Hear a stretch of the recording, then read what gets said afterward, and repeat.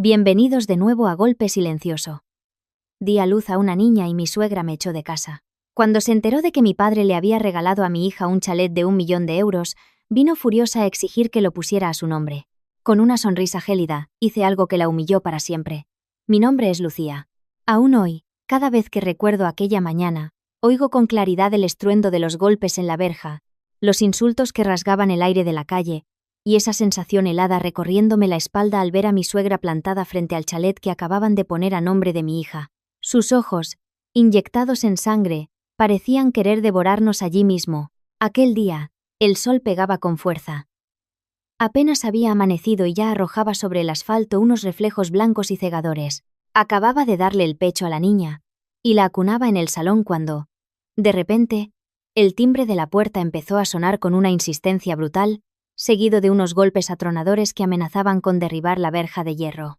Al principio, pensé que sería un repartidor o alguien que se había equivocado de casa. Pero entonces, la voz estridente de Pilar, mi suegra, resonó en mitad del tranquilo barrio, haciendo que, por puro instinto, abrazara a mi hija con más fuerza. Lucía, ábreme la puerta. Zorra.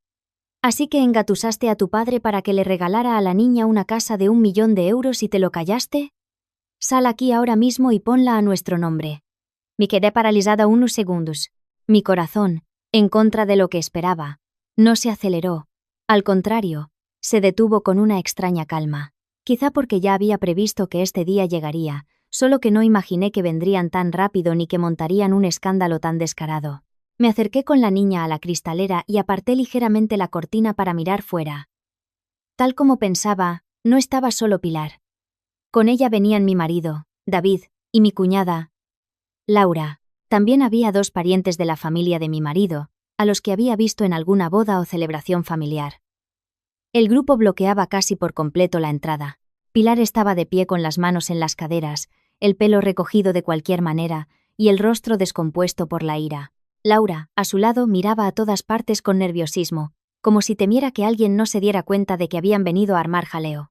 Y David, el hombre que había sido mi marido, el que se quedó mirando cómo su madre lanzaba mis cosas y las de mi hija al patio, apretaba con fuerza la correa de su casco de moto, con la cara tensa como si viniera a cobrar una deuda. En pocos minutos, las puertas de las casas vecinas comenzaron a entreabrirse. El vecino de enfrente asomó la cabeza. 2 verduleras que pasaban por la esquina se detuvieron. Alguien incluso salió a la puerta de su casa fingiendo barrer la acera. Pero con los ojos fijos en mi casa, la escena parecía un mercado en plena calle, solo faltaba que sacaran sillas para verlo mejor. Miré a la multitud curiosa que se congregaba y luego al diminuto brazo de mi hija que se movía en mi regazo. Era tan pequeña, su carita sonrosada, apoyada en mi pecho. Ignoraba por completo que ahí fuera había una jauría de gente queriendo arrebatarle algo de su vida. La voz de Pilar volvió a chillar. Esta vez más aguda. Si te crees muy lista, quédate ahí escondida toda la vida. Esta casa es de mi nieto. ¿Quién te crees que eres tú para quedártelo todo? David intervino entonces. Su voz no era tan alta como la de su madre, pero era fría y marcaba cada sílaba. Lucía, abre la puerta y hablemos como personas decentes. Yo soy el padre de la niña. Es evidente que esa casa debo administrarla yo. No está bien que la tengas tú. Al oírlo, casi me eché a reír. No está bien. Qué bien sonaban esas palabras en su boca. ¡Qué moral! El hombre que no había cogido a su hija en brazos ni una sola vez, que dejó que su mujer y su hija se quedaran en la calle con una bolsa de ropa tirada a sus pies, ahora venía a hablar de administrar la casa que estaba a nombre de su hija. Antes de que pudiera salir, Pilar golpeó la verja con fuerza. El sonido metálico y estridente hizo que la niña se sobresaltara en mis brazos. Apretando los labios como si fuera a llorar, mi suegra gritó, con la voz cargada de desprecio. La fortuna debe quedar en la familia del marido, ¿o pretendes quedártelo todo para luego llevárselo a tu familia? Abre. Tras esa frase, el patio pareció contener la respiración. Algunos de los que miraban empezaron a cuchichear. Sus miradas hacia Pilar tenían un punto de vergüenza ajena, pero a ella no le importaba. En ese momento, en sus ojos no había nieta, ni dignidad, ni sentido del bien y del mal. Solo veía el chalet detrás de la verja y todo lo que creía que podía conseguir. Me incliné para calmar a mi hija, acariciándole suavemente la espalda para tranquilizarla. Luego, la tomé en brazos y caminé directamente hacia la puerta. No salí furiosa ni tampoco con miedo. Caminé muy despacio, con total calma. Abrí cada uno de los cerrojos. Abrí la verja lo justo para pasar, y me quedé en el umbral, con la niña en brazos, frente a toda aquella gente. En cuanto me vio, Pilar se abalanzó hacia mí, con el dedo índice casi clavándoseme en la cara. ¿Piensas quedarte callada? Entra ahora mismo a por los papeles y pon la casa a nuestro nombre. No me hagas repetirlo. La miré a ella y luego a David. Él también me miraba. Pero en sus ojos no había ni rastro de afecto por su hija o pena por su mujer. Solo impaciencia, ansiedad y rencor. Un escalofrío me recorrió el cuerpo. Cada una de las personas que tenía delante se me reveló con una claridad aterradora. Uno era codicioso, otro cómplice, otro cobarde. Pero todos compartían algo. Nunca nos habían considerado de la familia. Solo cuando oyeron hablar de un chalet de 1.000.000 de euros, recordaron que la niña era su nieta y que yo, una vez, fui su nuera. Y entonces, en medio de los murmullos de los vecinos y ante la mirada expectante de toda aquella gente, esbocé una sonrisa. No era una sonrisa de alegría ni una mueca de desprecio. Fue una sonrisa que hizo que la propia Pilar se detuviera en seco. Asentí levemente y, con una voz lenta y gélida, dije: «De acuerdo. ¿Quieren hablar de poner la casa a su nombre? Pero antes de hablar de esta casa, quiero que escuchen algo». Dicho esto, con una mano sostuve a la niña, y con la otra saqué el móvil del bolsillo. David frunció el ceño. Laura miró de reojo a su madre. El rostro de Pilar cambió de repente, como si presintiera que algo muy malo estaba a punto de ocurrir. No di tiempo a que nadie preguntara. Pulsé el botón de reproducir en la grabación que tenía guardada. Un ligero chisporroteo salió del altavoz del móvil, y luego, la voz estridente de Pilar de hacía unas semanas sonó con una claridad brutal. En medio del silencio sepulcral del patio, se oyó: «La que dé a luz a una niña, que se largue de mi casa». Nadie dijo nada durante los primeros segundos. Incluso los parientes que los acompañaban se miraron entre sí. Una de las vecinas que miraba desde la calle soltó un «Madre mía». Laura se puso pálida al instante. David se quedó petrificado. Y Pilar, como si le hubieran dado una bofetada en público, se quedó con los labios temblando y los ojos abiertos de par en par, entre la rabia y el pánico. Detuve la grabación. Lentamente, levanté la vista y la miré fijamente, con una voz tan serena que hasta a mí me sorprendió.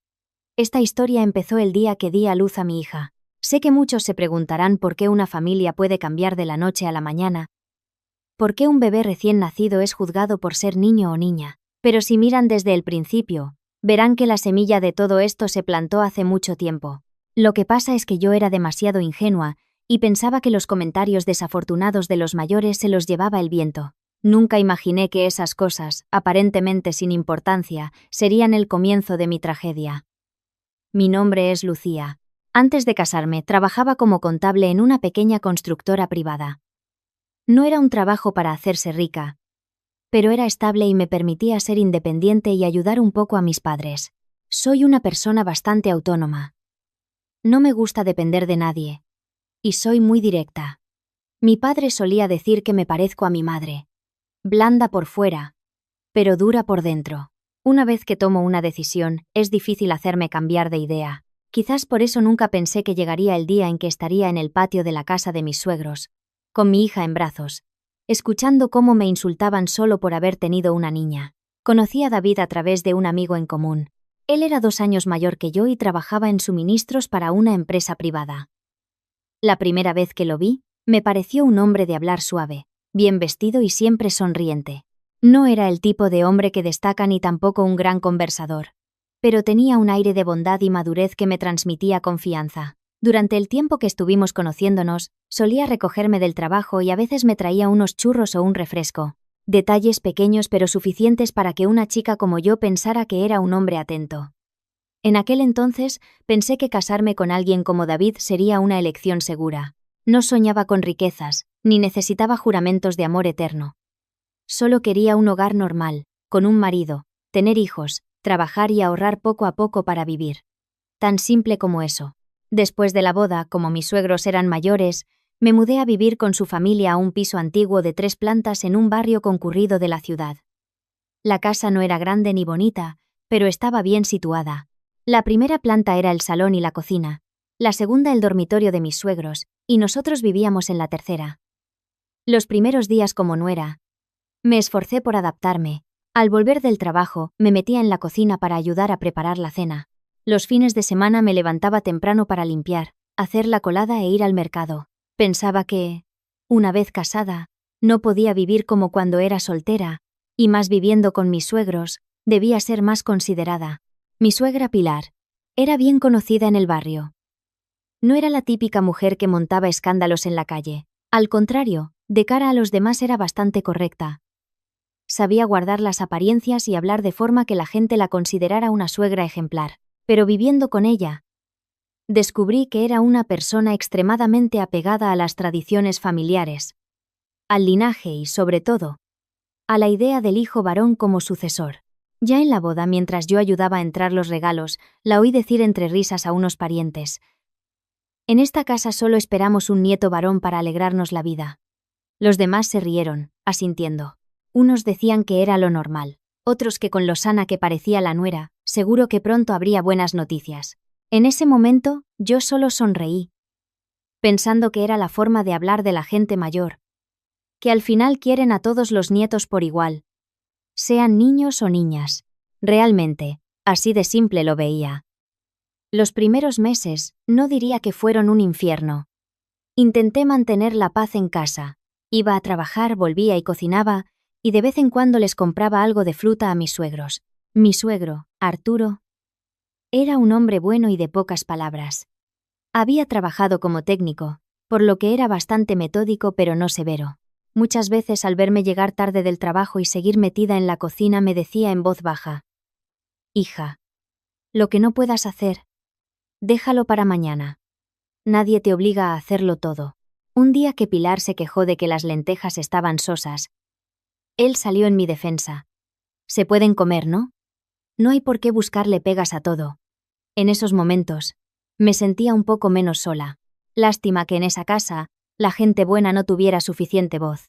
Y David, mi marido, cuanto más vivía con él, más me daba cuenta de que era una persona indecisa. No era malo ni insensible, pero siempre elegía el camino más fácil para él. Si su madre decía algo fuera de lugar, él solo sonreía. Si yo me quejaba, me decía: «Venga, ten un poco de paciencia con mi madre, por la paz de la casa». No defendía a su madre abiertamente, pero tampoco se ponía nunca de mi parte. Al principio, pensaba que era porque estaba en una posición difícil. Pero luego comprendí que un hombre acostumbrado a vivir en silencio, cuando más se necesita que hable, solo sabe callar. Cuando me quedé embarazada, el ambiente en casa cambió radicalmente. Pilar pasó de mencionar lo del nieto en broma a interesarse de verdad por mi embarazo. Pero lo que le importaba no era si tenía náuseas, si estaba cansada o si comía bien, sino el sexo del bebé. Un día iba a una vidente, otro escuchaba remedios caseros para adivinar si era niño o niña. A veces me miraba la barriga y sentenciaba: «Con esa barriga tan puntiaguda, seguro que es un niño». Un día, mientras limpiaba verduras, le dijo a su marido con una alegría desbordante: «Ya verás, vamos a tener un heredero». Yo solo sonreía levemente, con la mano en el vientre, deseando únicamente que mi hijo naciera sano y salvo. Nunca pensé que la cuestión de si era niño o niña se convertiría en la pesadilla que se cernía sobre mi vida. Pero al 4.º mes de embarazo, aquello que yo creía que solo eran comentarios sin importancia de la gente mayor, se materializó de la forma más cruda. Era un miércoles por la mañana. Había pedido media jornada libre para ir a una revisión. David me llevó a la clínica. El ginecólogo, tras la ecografía, sonrió y dijo que por lo que se veía era muy probable que fuera una niña. Añadió con alegría: «Las niñas son un tesoro hoy en día. Son cariñosas y muy apegadas a sus madres». Al oírlo, sentí una gran paz. Sinceramente, en ese momento no sentí ninguna decepción. Niño o niña nunca fue importante para mí. Con que estuviera sano, completo y creciera feliz, ya me sentía agradecida. De camino a casa, puse la mano en mi vientre, imaginando todas las pequeñas cosas de una madre primeriza. ¿A quién se parecería? ¿Cómo sería su risa? ¿Cómo diría mamá? Pero esa pequeña alegría se estrelló contra un muro de frialdad al llegar a casa. Esa noche, durante la cena, Pilar preguntó como si nada: ¿Qué tal la revisión de hoy? Muy bien, mamá. El médico dice que el bebé está perfecto. Y que seguramente será una niña, respondí con sinceridad. La mano de mi suegra, que sostenía los cubiertos, se detuvo en el aire. Fue solo un instante, pero suficiente para ver cómo su rostro cambiaba. No dijo nada. Solo siguió comiendo. El silencio se apoderó de la mesa. David, a mi lado, tampoco habló. Un rato después, ella esbozó una sonrisa forzada y soltó: En esta casa ya hemos criado a muchas mujeres. La frase, dicha con ligereza, cayó sobre la cena como una piedra. La miré, intentando sonreír para quitarle hierro al asunto, pero al ver su cara fría, no pude. Desde ese día, la actitud de Pilar cambió por completo. Ya no me preguntaba si comía bien, si estaba cansada o si necesitaba algún plato especial. Seguía hablándome, pero su tono era diferente. Si antes era la crítica velada de una suegra exigente, ahora era pura frialdad y sarcasmo. En cada comida, soltaba alguna perla. En estos tiempos, todavía se necesita un varón para que te cuide de mayor. Oh. Las hijas crecen y se van con sus maridos. Y al final crías para otros. Un día, mientras limpiaba la mesa, dijo en voz alta para que todos la oyeran: Tantas ganas que tenía de un nieto. Y mira qué chasco. Mi suegro fruncía el ceño, pero se callaba. Y David seguía comiendo con la cabeza gacha, como si la cosa no fuera con él. Mi cuñada Laura, ni qué decir, siempre había sido la consentida de su madre y nunca se había cortado al hablar. Desde que supo que esperaba una niña, se sintió con más derecho a chincharme.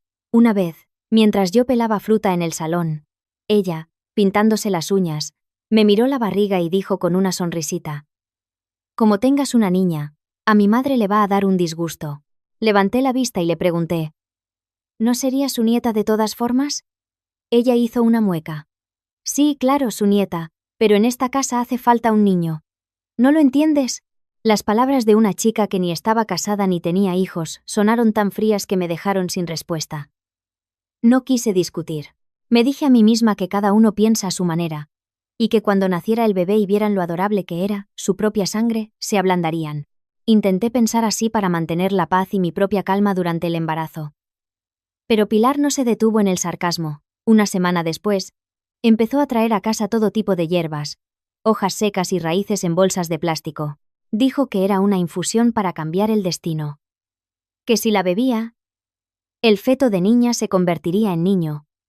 O al menos aseguraría que el siguiente embarazo fuera un varón. Me quedé horrorizada. Puso a hervir una olla de un líquido negruzco en la cocina. Un olor agrio y penetrante inundó la casa. Por la noche, me sirvió un tazón grande, lo plantó delante de mí y me ordenó: bébetelo. La miré con los ojos como platos. ¿Qué es esto, mamá? Una infusión buena para el embarazo, dijo con voz áspera. Me la han recomendado para cambiar el destino. ¿O piensas quedarte de brazos cruzados y tener una niña? Sentí un escalofrío. No soy médico. Pero sé que no se pueden tomar brebajes de origen desconocido durante el embarazo. Aparté suavemente el tazón. Lo siento, mamá, pero no me atrevo a beberlo. Podría hacerle daño al bebé. Al oír eso, su cara se ensombreció. Dejó el tazón de un golpe en la mesa y se giró hacia mí, con los ojos encendidos. ¿Crees que quiero hacerte daño? Soy su abuela. ¿Cómo voy a hacerle daño a mi nieto? No seas tan desagradecida. Te he dicho que te lo bebas. No quise decir eso, intenté suavizar la situación. Pero el embarazo va bien. Y el médico me ha dicho que no tome nada raro. No me vengas con excusas. Me cortó, con la voz más alta. Si no te lo bebes, luego no te quejes si esta casa no te acoge. Sus palabras me dejaron helada en mitad de la cocina. La miré a ella y luego a David, que estaba en el salón. Lo había oído todo, pero solo se levantó, cogió el tazón, lo miró y luego se volvió hacia mí para decir: Solo esa frase bastó para que mi corazón se hundiera. No fue porque me gritara o me obligara, sino por esa indiferencia. Por considerar normal que yo tuviera que beberme una poción desconocida para cambiar el destino de mi hijo. Eso fue lo que me llenó de pánico. Miré al hombre que era mi marido, el que se suponía que debía ser mi principal apoyo, y en sus ojos no vi ni la más mínima preocupación por el feto. Solo el deseo de evitar problemas. Esa noche no me bebí la infusión. Pilar la tiró de mala gana. Y durante los días siguientes me trató con una frialdad glacial, como si hubiera cometido un pecado mortal. El punto álgido llegó una tarde de fin de semana. Al volver del trabajo vi que había un invitado en casa. Un hombre delgado, vestido con una camisa oscura, sentado en el salón tomando té con Pilar. En cuanto me vio, me llamó. «Ven aquí». Entré sin entender nada, y ella me lo presentó sin más. «Es un vidente que ha venido a ver cómo van las cosas en casa». Me quedé de piedra. El hombre me miró la barriga y me pidió que me pusiera de lado, de frente, e incluso me preguntó la fecha de nacimiento de David y mía. Me sentía muy incómoda, pero aguanté. Él cerró los ojos, murmuró algo, y luego sentenció con voz firme: «Este bebé no es compatible con el destino de la familia». Sentí que me congelaba. Pilar preguntó de inmediato: «¿Y qué podemos hacer?». El vidente, acariciándose la barbilla, habló de forma enrevesada sobre el karma, el destino y la necesidad de hacer rituales para purificar la casa. Yo estaba allí, escuchando cada palabra, con el corazón encogido. Por primera vez entendí con una claridad meridiana que, si el bebé que llevaba dentro era realmente una niña, las tormentas que se avecinaban ya no serían solo comentarios sarcásticos en la cena. Desde que Pilar trajo al vidente a casa, el ambiente se volvió casi irrespirable. Si antes al menos disimulaba su descontento, en los últimos meses de mi embarazo adoptó una frialdad que daba más miedo. Prácticamente dejó de dirigirme la palabra. Si la saludaba al llegar del trabajo, me respondía con un monosílabo o fingía no oírme. En la mesa, hablaba con su marido o sus hijos, pero rara vez me miraba. La sensación de ser una extraña en mi propia casa era una tortura lenta y constante. Muchas noches me quedaba despierta, mirando a la pared, preguntándome qué había hecho mal. Lo peor era cuando venían parientes. Delante de ellos, Pilar no me atacaba directamente, pero lanzaba indirectas que todos entendían. Un día, unas tías de David vinieron a tomar café y preguntaron por mi embarazo. Mientras yo preparaba fruta en la cocina, oí la voz agria de Pilar en el salón. Hoy en día, las cosas han cambiado mucho. Hay nueras que tienen una hija y se quedan tan tranquilas, sin preocuparse por la familia de su marido. Otra tía le dio la razón. «Ay, Pilar. La juventud de ahora es diferente. Pensarán que da igual lo que tengan». Todas se rieron entre dientes. Yo, en la cocina, me quedé con el cuchillo a medio cortar una manzana. Sentía un nudo en la garganta. No decían mi nombre, pero cada palabra era una puñalada directa a mi vientre. Poco a poco, empecé a oír más cuchicheos a mis espaldas. Un día, bajando las escaleras, oí a dos parientes decir en voz baja. La otra respondió: «Pobre Pilar», con las ganas que tenía de un nieto varón.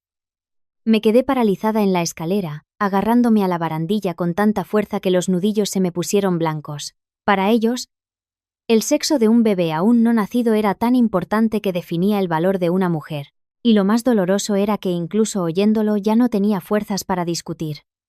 ¿Con quién iba a discutir? ¿Con mentes que ya habían decidido que una hija era una desgracia? Una vez oí a Pilar hablar con David en el salón.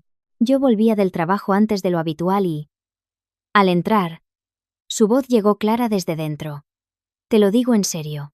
Si no es capaz de darte un hijo varón, búscate otra mujer. Esta familia no puede quedarse sin un heredero». Me quedé clavada en el patio. Esperé una respuesta de David, una protesta, aunque fuera por compromiso. Pero solo hubo un largo silencio, seguido de un suspiro. No estaba de acuerdo, pero tampoco se oponía. No defendía a su madre, pero mucho menos me defendía a mí. Ese silencio me dolió más que cualquier insulto. A pesar de oírlo, subí a mi cuarto como si nada. No por cobardía, sino porque mi embarazo estaba muy avanzado y temía que una discusión pudiera afectar al bebé. Me tragué el dolor, la rabia y la sensación de que mi propio matrimonio me estaba expulsando. Cuanto más se acercaba el parto, más distante se mostraba David. Ya no me preguntaba por las revisiones ni le importaba si comía o dormía bien. Llegaba tarde del trabajo, a menudo diciendo que tenía cenas de empresa, y volvía de madrugada oliendo a alcohol. Yo me giraba en la cama, dándole la espalda, con el corazón helado. Una noche, no pude más. Mientras él se secaba el pelo, le pregunté directamente: «¿De verdad deseas tanto tener un hijo?». Se detuvo un segundo y me miró con una mezcla de fastidio y cansancio. Si tengo una niña, ¿te decepcionarás? Insistí. Dejó la toalla y respondió con una frase corta y cruel. ¿Y quién no lo desearía? Me quedé en silencio. 4 palabras que me partieron el pecho. ¿Y quién no lo desearía? Eso significaba que él también. Que, en el fondo, pensaba igual que su madre. Que el bebé que yo llevaba dentro, su propia hija, estaba siendo juzgada en una balanza invisible donde ser niña pesaba menos. Esa noche no dormí. Ni esa ni muchas otras. Me quedaba escuchando el tic-tac del reloj, el ruido de los coches a lo lejos y la respiración de mi marido a mi lado, mientras las lágrimas me empapaban la almohada. A veces ponía la mano en mi vientre, sintiendo las pataditas de mi hija, y me preguntaba si ella sentía mi angustia. La quería tanto que me dolía, y cuanto más la quería, más miedo tenía. Miedo de que no la quisieran, de no ser lo bastante fuerte para protegerla en esa casa. En medio de mi soledad, la única persona que me llamaba a diario era mi padre. Ya. No hablaba mucho, pero sus llamadas eran constantes. ¿Qué tal has comido hoy? ¿Se te siguen hinchando los pies? Camina con cuidado, no hagas esfuerzos. Su voz, grave y serena, me calmaba. Una vez, estuve a punto de derrumbarme y contárselo todo. Pero me contuve para no preocuparle. Él guardó silencio un momento y luego dijo algo que en ese momento tomé como un simple consuelo. Tú preocúpate de dar a luz sana y salva, que del resto me encargo yo. Yo solo dije, vale, sin entender el verdadero significado de sus palabras. No sabía qué. Mientras yo luchaba contra la frialdad de mi familia política, mi padre ya estaba preparando un camino diferente para nosotras. Los días pasaban, pesados como una losa. Mi barriga crecía. Se me hinchaban los pies y la espalda me mataba. Pilar seguía siendo un témpano de hielo, David cada vez más distante, y yo, tras tantas noches en vela, me aferraba a la pequeña esperanza de que todo cambiaría cuando el bebé naciera. Pero la vida no siempre te da tiempo a prepararte. Una noche de lluvia torrencial. Llegó la primera contracción. Sabía que el momento había llegado. La noche que me puse de parto llovía a cántaros. Las contracciones empezaron sobre las 10, al principio suaves. Pero una hora después eran tan intensas que tenía que agarrarme a la cama para no caerme. Llamé a David, que se levantó somnoliento y llamó a un taxi para llevarme al hospital. Durante el trayecto, el dolor era tan agudo que sudaba a chorros. Pero en mi mente solo había un pensamiento. Que mi hija naciera bien. Ya no pensaba en las palabras crueles de mi suegra. Cuando una mujer está de parto, lo único que importa es su hijo. Pasé casi 12 horas en la sala de partos.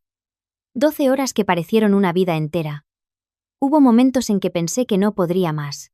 El dolor era insoportable. Las piernas me temblaban. El pelo estaba empapado y la garganta seca de tanto gritar. Los médicos y las enfermeras me animaban. Un poco más. Ya se ve la cabeza. Mordí mis labios hasta hacerme sangre y con las últimas fuerzas que me quedaban, empujé. Cuando oí el primer llanto de mi hija, sentí que todo el dolor se desvanecía. La doctora me la acercó y dijo sonriendo. Enhorabuena. Es una niña muy sana. Rompí a llorar. Pero esta vez de felicidad. Mi hija era diminuta, con la piel rojiza y los ojos cerrados. Al verla, sentí que mi corazón se derretía. Con que estuviera sana, era suficiente. Pero esa felicidad se topó de bruces con la frialdad que me esperaba fuera. Cuando la enfermera sacó a la niña para que la viera la familia, no lo vi con mis propios ojos, pero más tarde, una de ellas me lo contó. Cuando el médico anunció ha sido una niña, madre e hija están bien. Mi suegra, en lugar de alegrarse, soltó una frase cortante como un cuchillo. Tanto esfuerzo para que nazca una niña. Dicen que dar a luz es poner un pie en la tumba. Lo que me esperaba al otro lado no era compasión ni la alegría de tener una nieta, sino una maldición helada solo por el hecho de ser niña. Y David, el padre, se quedó allí, en silencio. No le dijo nada a su madre. No se acercó a coger a su hija. Ni siquiera preguntó si yo estaba bien. Se quedó inmóvil. Como si nada de aquello fuera con él. Creo que en ese momento mi corazón se rompió. Lo más doloroso no es el desprecio de un extraño, sino el silencio de la persona que duerme a tu lado. Los 3 días que pasé en el hospital fueron una neblina de dolor y agotamiento. La familia de mi marido vino, pero solo por cumplir. Pilar no cogió a la niña, solo la miró de lejos. Laura se pasó el rato con el móvil. David aparecía un momento y se iba. La única persona que me cuidó de verdad fue mi padre. Vino desde su pueblo y se sentó en silencio en una esquina, preparándome la comida, ayudándome con la niña. No hablaba mucho, pero su mirada estaba llena de compasión. El día que me dieron el alta, todavía intentaba convencerme de que las cosas mejorarían en casa, que al ver a la niña su propia sangre se ablandarían. Qué ingenua fui. El taxi nos dejó en la puerta al mediodía. Yo, todavía débil, bajé con la niña en brazos. Al cruzar la verja, vi a Pilar de pie en medio del patio. Con el rostro impasible, sin preguntar cómo estábamos, se agachó, cogió la bolsa con la ropa de la niña y la tiró fuera. La bolsa se abrió y los pañales, la ropita y las toallas se desparramaron por el suelo. Me quedé paralizada. La niña se asustó y empezó a llorar. Antes de que pudiera reaccionar, Pilar me señaló la puerta y gritó para que todos los vecinos la oyeran. En esta casa no criamos a mujeres que solo saben parir hijas. Coge a tu hija y lárgate a casa de tus padres. Pensé que había oído mal. Me giré para mirar a David. Estaba de pie junto a la puerta, pálido, pero sin moverse. No recogió nuestras cosas, no me ayudó. No le dijo a su madre qué se estaba pasando. Se quedó allí, como una sombra silenciosa. Mi suegro salió corriendo de la casa, rojo de ira. «¿Te has vuelto loca?», gritó. «Acaba de dar a luz. La niña es un bebé». Pero Pilar gritó aún más fuerte. «¡Tú te callas! El que la defienda, que se vaya con ella. No quiero a esta desgraciada en mi casa». Los vecinos cuchicheaban. Yo, en medio del patio, con mi hija en brazos, sentí que el mundo se derrumbaba. Mi bebé, de apenas 5 días, que aún no conocía el calor de un hogar, ya era rechazada por su propia abuela. Al final, me echaron de casa, sin papeles de divorcio, sin una conversación, sin un mínimo de humanidad, solo una mujer recién parida, dolorida, con su bebé en brazos y sus cosas tiradas en la calle. No recuerdo si lloré en ese momento. Creo que no. Hay dolores tan grandes que te dejan sin lágrimas. Y justo cuando pensaba que no tenía a dónde ir, apareció mi padre. Se bajó de su vieja moto, nos miró a mí y a mi nieta. Miró la ropa esparcida por el suelo.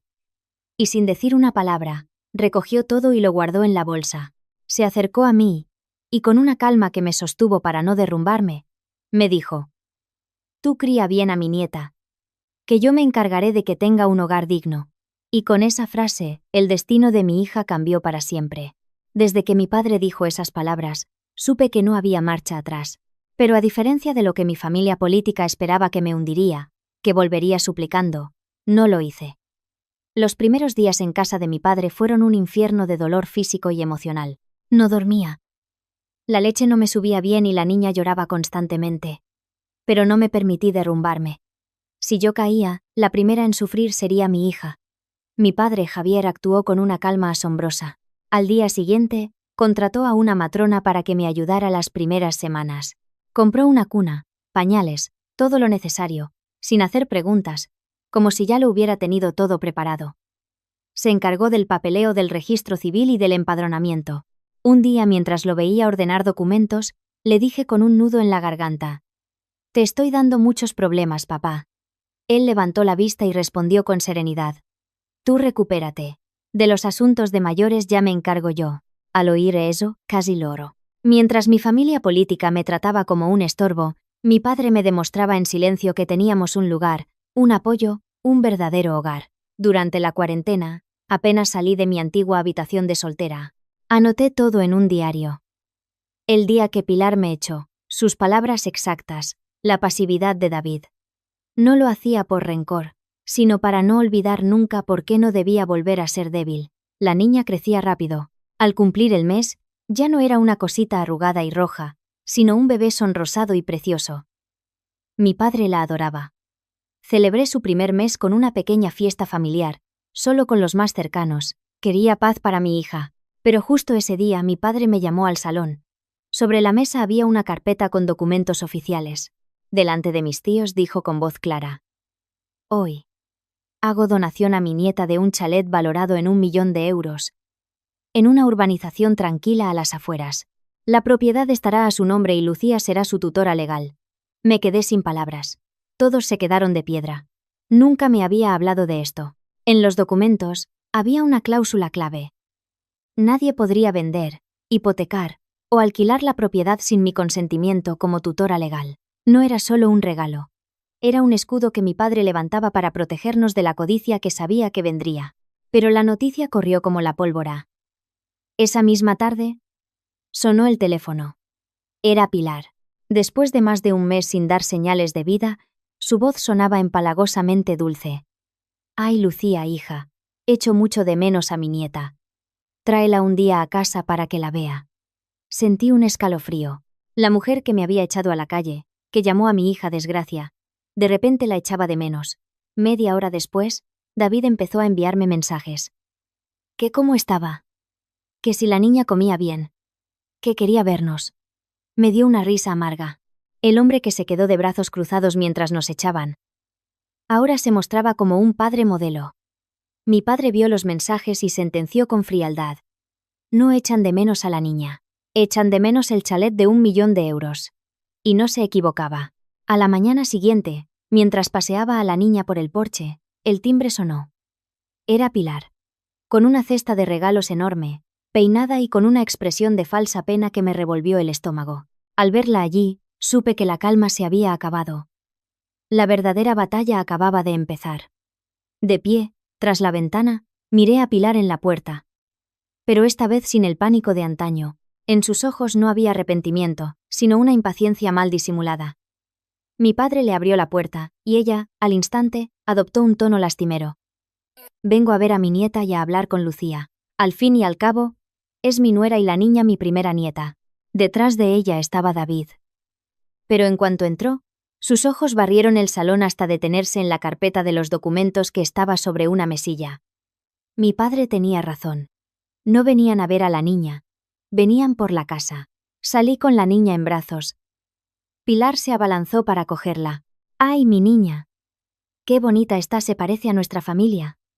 Di un paso atrás, lo justo para que su mano quedara suspendida en el aire. La tensión se palpó en el ambiente. David entonces intervino con voz suave. «¿Estás mejor, Lucía? ¿La niña duerme bien?» Asentí por cortesía y me senté, sin soltar a mi hija. Mi padre sirvió té, creando una falsa apariencia de normalidad. Pero yo sabía que aquello era solo el preludio. Pilar empezó con rodeos, preguntando por mi recuperación, por la niña, insistiendo en que la sangre es la sangre y que no podía estar enfadada para siempre. Cuando me tiró las cosas a la calle no se acordó de la sangre. Dejé que hablara, mientras yo acariciaba la espalda de mi hija. Pero la paciencia le duró poco. A los 10 minutos, fue al grano. Javier. Aprecio mucho tu gesto con la niña. Pero es solo un bebé. Dejar una propiedad tan valiosa a su nombre es un lío. El chalet es para ella, sí. Pero alguien de la familia paterna debería administrarlo para que todo esté en orden. Ahí estaba. No quería rodeos. Coger a la niña era la excusa. Los regalos el teatro. El objetivo final eran los papeles. Miré a mi suegra y pregunté directamente. ¿Y quién debería administrarlo según tú? Pues David, respondió al instante. Es su padre. Es lo lógico. David añadió con falsa humildad. No quiero quitarle nada a mi hija, Lucía, pero como su padre, debo estar al tanto de sus bienes para poder cuidarla si surge cualquier problema. Sonaba razonable, pero era una trampa. No querían arrebatarlo. Querían meter la mano legalmente y luego apretar. Pilar incluso se atrevió a sermonear a mi padre. Javier, la quieres mucho, pero así la vas a malcriar. Una mujer que se va a casa de sus padres con la hija y se queda con una fortuna. La gente hablará. Hay que pensar en el qué dirán. Mi padre, que había permanecido en silencio, dejó su taza de té sobre la mesa. El sonido, aunque leve, silenció la sala. Levantó la vista y miró a Pilar con ojos de acero. El día que echaron a mi hija a la calle, a nadie le importó el qué dirán. Ahora que oyen hablar de un chalet, de repente todo el mundo se vuelve muy decente. La cara de Pilar se endureció. Cambió de táctica, fingiendo llorar. Ay, Lucía, soy vieja. A veces la ira me puede, pero no soy mala. Como nuera, deberías entenderme. Pero mientras lo decía, sus ojos se desviaron un instante hacia la carpeta de los documentos. La codicia es difícil de ocultar. Al irse, revelaron su verdadero propósito. Bueno, ya hablaremos. De momento, déjame una fotocopia de los papeles de la casa, para que la familia paterna sepa cómo cuidar de los intereses de la niña, dijo Pilar. Como si tal cosa. La miré unos segundos y sonreí. Una sonrisa que le dejó claro que no iba a ser tan fácil. Los papeles de mi hija los guardo yo. Sé cuidarla perfectamente. Al ver sus rostros, una mezcla de frustración y rabia, supe que no se detendrían con simples peticiones. Y no me equivoqué. 2 días después, volvieron. Esta vez no eran solo Pilar y David, sino un grupo entero, mi cuñada Laura y 2 tíos de la familia. No venían de visita, venían a presionar. Mi padre, con su calma habitual, me hizo sentarme con la niña mientras él les servía té, pero yo sabía que esta vez no habría palabras amables. Pilar, sin rodeos, sentenció. He venido a llevarme a mi nuera y a mi nieta a casa. Los problemas de pareja se arreglan en casa. No se puede estar viviendo con los padres para siempre. Pero sus ojos delataban que no le importaba mi matrimonio sino el chalet. Una tía añadió. Los hijos deben criarse con la familia del padre para tener raíces. Si la madre se los queda, la gente dirá que ha manipulado a sus padres para robar al nieto. ¡Qué ironía! Cuando nos echaron a la calle, a nadie le importaron las raíces. David, fingiendo arrepentimiento, dijo. Lucía. Me equivoqué al no protegerte, pero nuestra hija necesita a su padre y a su madre. Vuelve a casa. Te prometo que todo será diferente. Si hubiera sido la Lucía de antes, quizás habría dudado. Pero ya conocía al hombre que tenía delante. Un hombre que se queda quieto mientras echan a su mujer y a su hija recién nacida. No tiene promesas que valgan. Entonces, Pilar sacó de su bolso un fajo de papeles y me lo plantó delante. Era un poder notarial para que David administrara los bienes de la niña. Querían asegurarse una vía legal para controlar el chalet. Leí el documento y la sangre me hirvió. Levanté la vista y le pregunté a David. Delante de todos. El día que tu madre nos echó a la calle, con nuestra hija de 5 días. ¿Dónde estabas tú? David se quedó sin palabras. ¿La cogiste en brazos? ¿Me defendiste? ¿Le dijiste a tu madre que lo que hacía era cruel? ¿O solo te quedaste mirando? Seguí. Con voz gélida. La sala se quedó en silencio. Saqué mi móvil y puse la grabación. La voz de Pilar resonó. Brutal.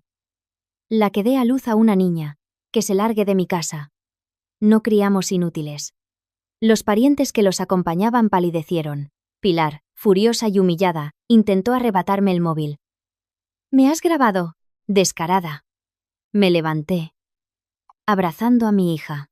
No soy descarada. Me estoy protegiendo.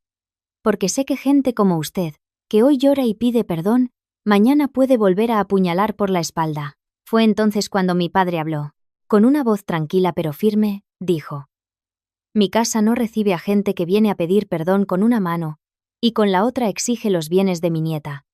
Aquello fue una bofetada para todos ellos. Humillada, Pilar se levantó y se fue, no sin antes lanzarme una última amenaza. No creas que por tener la casa has ganado. Cuando la codicia ciega a las personas, una humillación no es suficiente para detenerlas. Tras aquella humillación, se hizo un silencio extraño. Ni llamadas, ni mensajes. Pero esa calma me inquietaba. Mi padre me lo advirtió. La gente codiciosa no se rinde. Solo busca otro camino. Empecé a tomar precauciones, guardando todos los documentos y grabaciones a buen recaudo. Pronto, los rumores empezaron a circular. Una pescadera del mercado me contó que Pilar iba diciendo por ahí que yo sufría depresión posparto, que estaba mentalmente inestable y que mi padre me manipulaba para quedarse con el chalet. Según su versión, yo era una nuera malvada que impedía que vieran a su nieta. Me convertí, de la noche a la mañana, en la villana de la historia. David también cambió de táctica. Empezó a enviarme mensajes sentimentales, haciéndose pasar por un padre desconsolado al que le negaban ver a su hija. Echo de menos a la niña. Déjame verla solo un rato. Pura hipocresía. El hombre que nunca le había cambiado un pañal, de repente era un padre ejemplar. Pero lo más siniestro ocurrió una mañana. Cuando llevé a la niña a vacunar, mientras esperaba, vi a mi cuñada, Laura, al otro lado de la calle, observándome. No se acercó, pero su presencia me heló la sangre. Estaba claro que me estaban vigilando. Esa noche se lo conté a mi padre. Inmediatamente llamó a un amigo abogado. Tras escuchar toda la historia, El abogado me hizo una pregunta que me dejó petrificada. ¿Estás segura de que solo quieren el chalet? ¿O lo que buscan es el control de la niña? Ya que la propiedad está a su nombre, comprendí la terrible verdad. Si no podían conseguir la casa por las buenas, intentarían conseguir a la persona a cuyo nombre estaba. Mi hija. Mi bebé se había convertido en la llave de una caja fuerte. Esa noche no pude dormir. Sentí que se avecinaba algo mucho peor. Y así fue. 3 días después, recibí una citación del Centro de Mediación Familiar del Ayuntamiento. David había solicitado una reunión para reunificar a la familia y participar en la gestión de los asuntos de nuestra hija en común. Era una trampa legal. El abogado de mi padre descubrió el resto del plan. David estaba preparando un informe para solicitar la custodia, alegando que yo era una madre inestable, mentalmente no apta para cuidar de mi hija. Había conseguido testimonios de vecinos de su antiguo barrio que decían que yo era una nuera conflictiva. Estaban construyendo un caso para quitarme a mi hija. Para ellos, ella no era una persona, era un activo. La gota que colmó el vaso fue la llamada de una antigua empleada de hogar de mis suegros. Me confesó que los había oído planearlo. Si yo no cedía, buscarían la forma de llevarse a la niña por la fuerza. En ese momento, mi hija rompió a llorar en su cuna. La cogí en brazos, temblando de rabia y miedo. Esto ya no era una disputa familiar. Era una guerra por mi hija. Miré a mi padre y le dije con una determinación que no sabía que tenía. Se acabó. No voy a ceder más. Si quieren guerra, la tendrán. El día de la mediación, el ambiente era tenso. En cuanto nos sentamos, David, con una falsa solemnidad, declaró: «Solo quiero el bien de mi hija, y que sus bienes sean administrados de forma transparente». La palabra bienes fue lo primero que salió de su boca. Nuestro abogado presentó las pruebas. La grabación del día que me echaron. Los mensajes amenazantes. El vídeo de cuando vinieron a casa a presionarme. La cara de los mediadores cambió. Ya no veían una simple disputa familiar. Pero David tenía un as en la manga. Solicitó al juzgado un régimen de visitas urgente. E incluso la custodia temporal para fortalecer el vínculo paterno-filial. Supe entonces que su plan era llevarse a la niña. Oí a Pilar susurrar: «Con que la traigamos a casa, el chalet vendrá después». La mediación terminó sin acuerdo. Al salir, David se me acercó y me siseó al oído: «Sigue así. Cuando pierdas a la niña y la casa, no me eches la culpa». Esa amenaza encendió la última chispa de fuego que quedaba en mí. La guerra había sido declarada. Después de la mediación, no me separé de mi hija ni un segundo. El miedo era constante. Unos días después, la niña tuvo un poco de febrícula por la vacuna y tuve que llevarla al hospital. Fui con mi padre y una empleada de confianza. Una sensación de mal presagio me acompañó todo el camino. Al salir del hospital, justo cuando cruzaba la puerta, oí un grito a mis espaldas: «Lucía, dame a la niña». Me giré y el corazón se me paró. David corría hacia mí, con la cara desencajada. A un lado, junto a un coche, esperaban Pilar y Laura. No era una coincidencia. Nos habían seguido. Todo ocurrió en un instante. David se abalanzó para arrebatarme a la niña. Retrocedí, abrazándola con todas mis fuerzas. Entonces Pilar empezó a gritar para que todo el mundo la oyera: «Es mi nieta. Esta mujer no deja que su padre la vea. Nos ha robado a la niña». Quería que la gente pensara que yo era la mala. Pero lo que me heló la sangre fue ver a Laura junto a un monovolumen con la puerta trasera abierta y el motor en marcha. Su intención era llevarse a mi hija. Grité con todas mis fuerzas: «Seguridad. Policía. Quieren secuestrar a mi hija». La gente empezó a arremolinarse. Algunos sacaron sus móviles para grabar. David, fuera de sí, intentaba arrancarme a la niña de los brazos. En ese momento, 2 hombres de paisano aparecieron y lo inmovilizaron. Eran los guardaespaldas que mi padre había contratado en secreto, previendo un movimiento desesperado como este. Pilar, al ver su plan frustrado, siguió con su teatro. «Dios mío, solo queríamos ver a nuestra nieta y nos acusa de secuestro». Fue entonces cuando mi padre se bajó del coche. Nunca le había visto una mirada tan fría. Se plantó frente a Pilar y dijo, con una voz que cortaba el aire: «¿Visitar a su nieta con un coche en marcha y la puerta abierta? ¿Y los días que han estado vigilando a mi hija también eran por casualidad?». Los murmullos de la gente se hicieron más fuertes. Un guardia de seguridad del hospital confirmó que llevaban un buen rato merodeando. La mentira de Pilar se desmoronaba. Pero, llevada por la rabia y la codicia, cometió el error final. Me señaló y gritó. Delante de todos. La niña lleva nuestro apellido. Y ese chalet es de mi nieta. Si no me lo das por las buenas, ya encontraré la forma de cogerlo. El silencio fue sepulcral. Acababa de confesar su verdadero motivo delante de decenas de testigos y cámaras de móvil. David intentó callarla. Pero ya era tarde. La policía llegó y la escena ya no era una simple disputa familiar. El núcleo de todo, la codicia por el chalet, había quedado al descubierto. Esa noche, las redes sociales se inundaron de su versión. Que yo había montado un teatro para acusarlos falsamente. Todo para quedarme con el chalet. La guerra ya no era privada. La habían llevado a la plaza pública. Tras el escándalo del hospital, mi familia política, sintiéndose acorralada, convocó una reunión familiar. Invitaron a todos los tíos y parientes influyentes para presionarme y obligarme a ceder. Mi abogado me aconsejó ir. ¿Quieren un escenario?, dijo. Démosles uno. Cuanta más gente haya, más rápido se cavarán su propia tumba. Llegué a la casa familiar, que estaba abarrotada. Pilar, sentada en el centro, fingía estar desconsolada. Solo quiero ver a mi nieta. Sollozaba. Y ella me trata como a una enemiga. Algunos me miraron con reproche. David, con una falsa serenidad, tomó la palabra. Lucía. Solo te pido que me incluyas como tutor legal de los bienes de nuestra hija. Nada más. Tú seguirás cuidándola.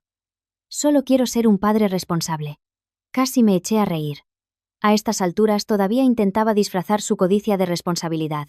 No discutí. Saqué mi móvil y lo conecté al televisor del salón. Proyecté el vídeo del hospital.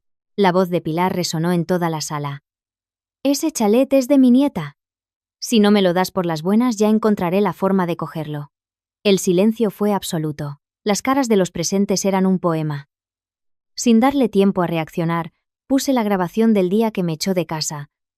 La que dé a luz a una niña. Que se largue de mi casa. Y luego la grabación de David amenazándome en el pasillo del centro de mediación. Con cada prueba, sus rostros se descomponían un poco más. Nadie en esa sala me veía ya como una nuera malvada. Pero el golpe de gracia estaba por llegar. Saqué de mi bolso la copia de la escritura de donación del chalet y se la entregué a los mayores de la familia. Lean esta cláusula, dije con voz firme. Si se detecta cualquier intento por parte de un tercero de utilizar a la menor para obtener un beneficio patrimonial, el donante podrá solicitar medidas de protección judicial que congelarán el uso y disfrute del bien hasta que la niña alcance la mayoría de edad. Hice una pausa y miré fijamente a mi suegra. En otras palabras, cuanto más lo intenten, más lejos estarán de conseguir nada. Creyeron que consiguiendo a la niña conseguirían la casa. Pero mi padre lo previó todo desde el día que usted me tiró las cosas a la calle. Un tío anciano golpeó la mesa y le gritó a Pilar. ¿Todavía tienes algo que decir? Echas a tu nuera recién parida y ahora intentas robarle a tu nieta. No tienes vergüenza. Pilar, desesperada, intentó arrebatarme los papeles. En ese preciso instante, la policía local y el presidente de la comunidad de vecinos, a quienes mi abogado había avisado, entraron en la casa. Al verlos, Pilar se quedó petrificada, delante de toda su familia, de los vecinos, de la autoridad. La mujer que siempre había impuesto su voluntad, se quedó desnuda, expuesta como una persona codiciosa y ruin. Su máscara había caído para siempre. Tras aquella reunión, todo se desmoronó para ellos. Las pruebas de su acoso y sus verdaderas intenciones se extendieron por el barrio y la familia. La reputación que tanto le había costado construir a Pilar se hizo añicos. La gente la señalaba por la calle, cuchicheando. Ahí va la abuela que quería robarle la casa a su nieta. David intentó una última jugada. Me citó en un café para hablar como adultos. Fui, pero con mi abogado sentado discretamente en una mesa cercana y el móvil grabando. En cuanto nos sentamos, se quitó la careta. Retira todas las grabaciones y vídeos. A cambio, te daré el divorcio de mutuo acuerdo y la custodia, pero el chalet debe tenernos a los dos como tutores. Me reí en su cara. ¿De verdad crees que estás en posición de negociar? Apretó los dientes y siseó. Yo soy su padre. Sin mí, esa niña no valdría tanto. Fue su confesión final. Nunca le importó su hija, solo su valor. En ese momento mi abogado se acercó a la mesa. Gracias, David. Todo esto ha quedado grabado. Su rostro se transformó del odio al pánico.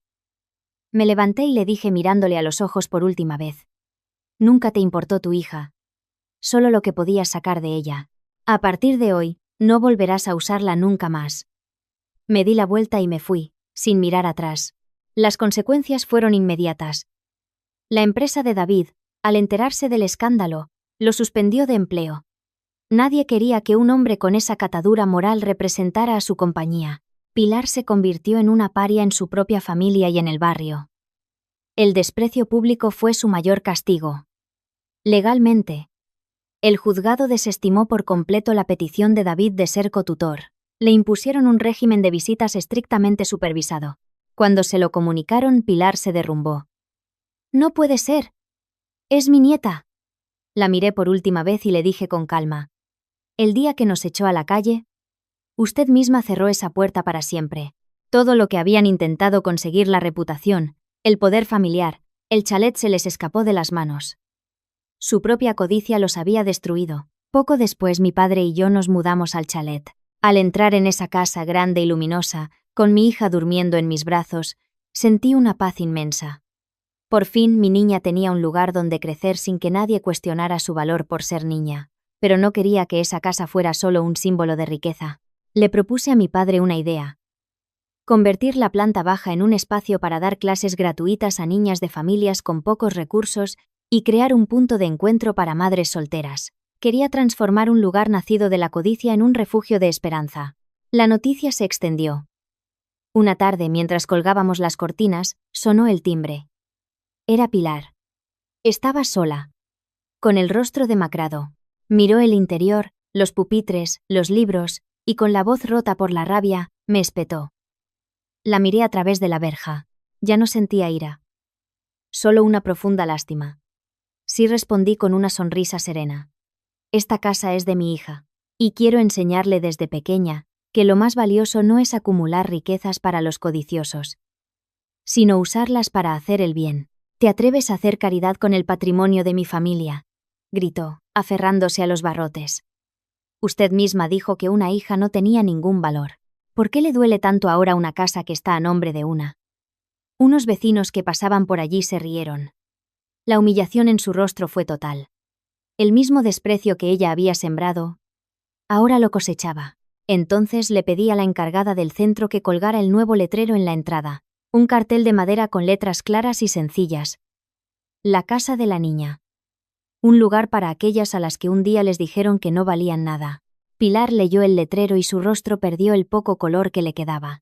Se dio la vuelta y se marchó, derrotada. No por mis gritos ni por la violencia, sino por ver cómo el chalet que tanto ansiaba se había convertido en el símbolo de todo lo que ella despreciaba. Esa noche, mientras paseaba con mi hija por el jardín, la miré dormir plácidamente. La batalla había terminado. Una batalla que empezó con el desprecio a una niña y que terminó con esa misma niña, sin saberlo, dándoles a sus verdugos la lección más amarga de sus vidas. Lo más valioso que gané no fue un chalet, sino la certeza de que nacer niña nunca es una vergüenza. La única vergüenza es la de aquellos que, por codicia, son capaces de pisotear a su propia sangre.